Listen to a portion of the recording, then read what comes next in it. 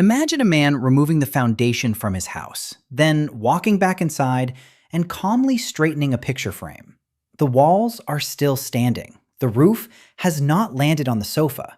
So, for the moment, everything seems fine. This is roughly what Friedrich Nietzsche thought European culture had done when it stopped truly believing in God, but continued living inside a moral world built around him. That is the basic meaning of Nietzsche's famous claim that God is dead. It was not a report about the medical condition of a supernatural being, and it was not simply an atheist victory speech. It was a warning. Nietzsche believed that the Christian God had served as the foundation of European civilization. God provided an account of where the universe came from, why human beings mattered, what counted as good and evil, and where history was ultimately going. By the 19th century, Nietzsche thought educated Europeans were losing confidence in that entire structure. Science, historical criticism, and philosophy had made traditional religious certainty increasingly difficult to maintain. Yet most people had not faced what losing that certainty might mean. The foundation was being removed. The curtains were still being chosen. Nietzsche dramatized this problem in a passage called The Madman, published in the Gay Science in 1882. A man runs into a marketplace, carrying a lantern in the morning. He announces that he is looking for God. The people in the marketplace laugh at him. Importantly, they are already unbelievers. They think the disappearance of God is obvious and perhaps rather amusing. Then the madman announces, God is dead. God remains dead, and we have killed him. That sounds triumphant when printed on a black t-shirt. In the story, it is closer to announcing that the sun has been detached from the sky. The madman asks how humanity managed to wipe away the horizon and unchain the earth from its sun. These images are wildly oversized, because the event he is describing is wildly oversized. God was not merely one belief, sitting beside beliefs about weather and acceptable soup temperature. God was the central reference point that gave the other beliefs their place. If that reference point disappears, Nietzsche asks, where are we moving now? The crowd does not understand. They have rejected belief in God, but they still assume that truth matters, human life has dignity, moral duties apply to everyone, and history can improve. They have moved out of the theological house while quietly taking most of the furniture. Nietzsche's point is not that atheists are secretly religious. It is that ideas have histories. Values do not float into the human mind as clean geometric shapes.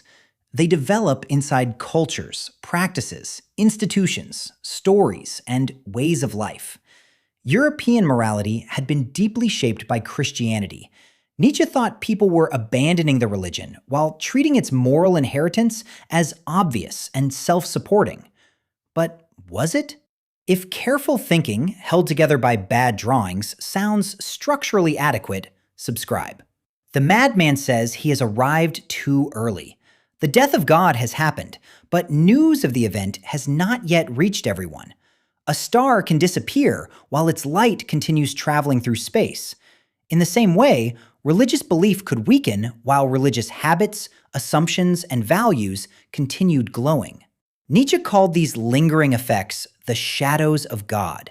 They include more than church attendance or belief in miracles. A shadow can remain whenever we replace God with another absolute authority and pretend the basic structure has not changed. Perhaps history has a guaranteed destination. Perhaps science will tell us not only what exists, but what deserves to exist. Perhaps political progress is inevitable. Perhaps the universe has arranged itself around the completion of our personal goals. The labels change. The old job remains available. Nietzsche was suspicious of any idea that placed a perfect, permanent world behind the changing world we actually inhabit. In Twilight of the Idols, he describes the history of this true world becoming less believable until it is finally abolished. But once the true world disappears, the ordinary world can no longer be dismissed as a mere copy or waiting room. This life is no longer the shabby lobby outside reality. It is the place. That possibility excited Nietzsche. it also frightened him. Without a divine foundation, inherited values might lose their authority. People could continue repeating moral rules, but eventually someone would ask the small, destructive question underneath them. Why? Why should I sacrifice myself for truth? Why is equality good? Why should suffering be endured? Why should humanity continue at all? Nietzsche's concern was not that these questions have no possible answers without religion.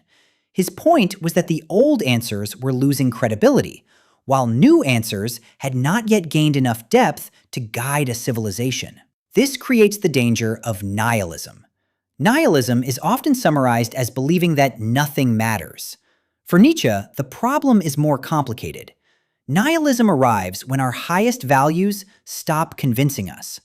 The goals remain written on the wall, but they no longer pull us forward. The word should is still used frequently, and with impressive posture, yet nobody can explain where its authority comes from.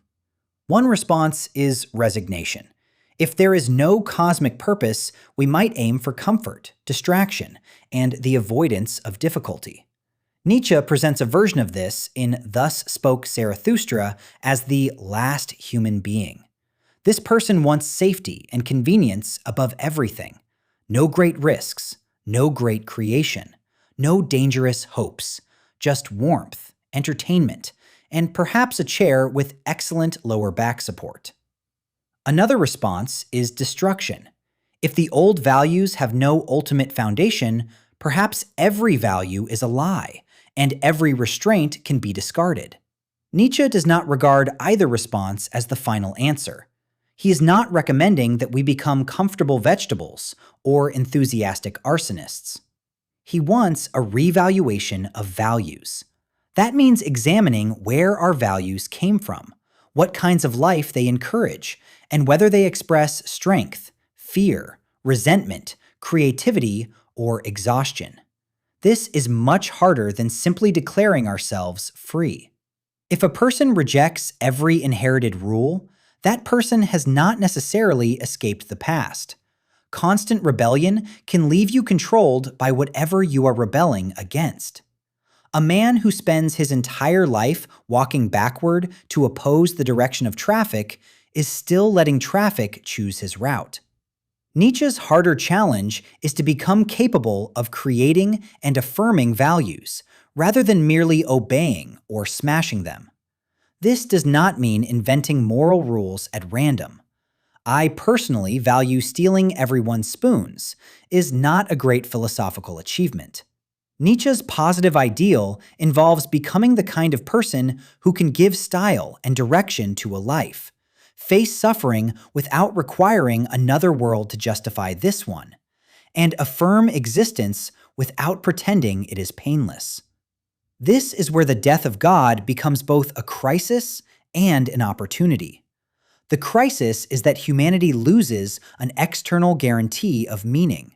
The opportunity is that we may stop treating life as a test administered on behalf of somewhere else. Still, there are serious objections. The most obvious is that God does not appear culturally dead to millions of religious people. Nietzsche was not predicting that every church would become a furniture warehouse.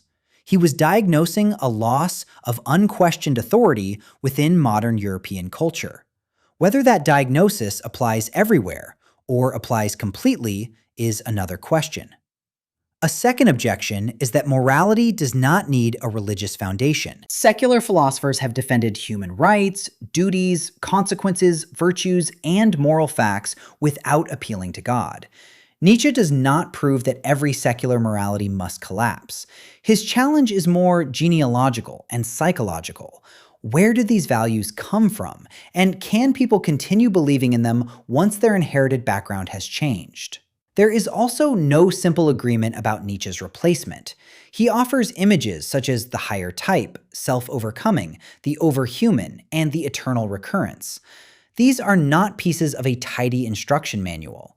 Nietzsche is clearer about the danger than he is about the building regulations for whatever comes next. Scholars also disagree about how systematic his positive ethics really are. That uncertainty is part of why the phrase remains powerful. God is dead does not merely ask whether you believe in God. It asks what your deepest values are resting on. Perhaps they rest on religious faith, perhaps on reason, compassion, human flourishing, tradition, freedom, or commitments you are still trying to explain. Nietzsche's question is whether those supports can actually carry the weight placed on them. So return to the house. Removing its foundation does not make the furniture vanish. You can continue eating breakfast, correcting the angle of the pictures, and insisting that the new crack in the wall has always been there. But eventually, the house forces a decision. Restore the old foundation, build a different one, or keep living as if floors naturally hover. Nietzsche was not celebrating on the rubble. He was standing in the hallway, pointing downward. The frightening part of the death of God is not simply that an old belief disappeared. It is that so much of modern life may still be arranged around it, while the floor quietly asks what it is resting on.